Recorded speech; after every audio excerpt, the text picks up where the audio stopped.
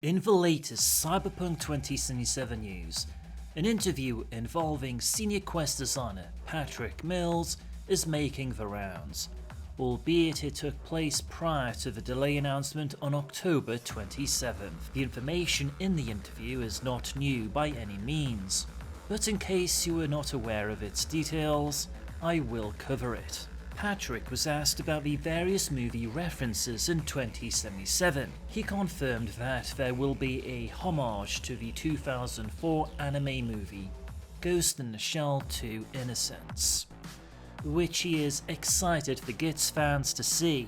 If you are familiar with my old content, you may or may not know that GITS is my favourite anime, and the reason why I started playing Cyberpunk 2020 back in the day. I was actually surprised Patrick would specifically mention the second movie, where the focus is on a series of gynoid deaths. Gynoids are basically sex robots.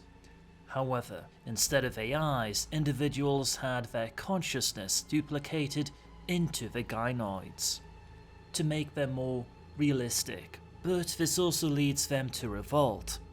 A mandatory reference to Akira was also made. Patrick would make reference to the 1984 movie Streets of Fire, directed by Walter Hill, which I covered previously in my Johnny Silverhand lore content from 2 years ago. The movie is essentially a barrage of cool.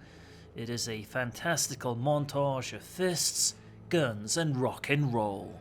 According to Mike Pondsmith, the movie encapsulates the core of cyberpunk. That is, teenagers kissing in the rain in front of a burning warehouse.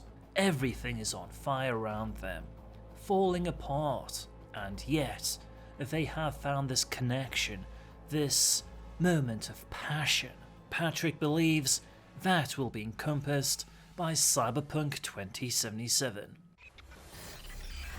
Speaking of Johnny Silverhand, Patrick would confirm that all the quest titles in the game are based upon song titles, at least in the English versions of 2077.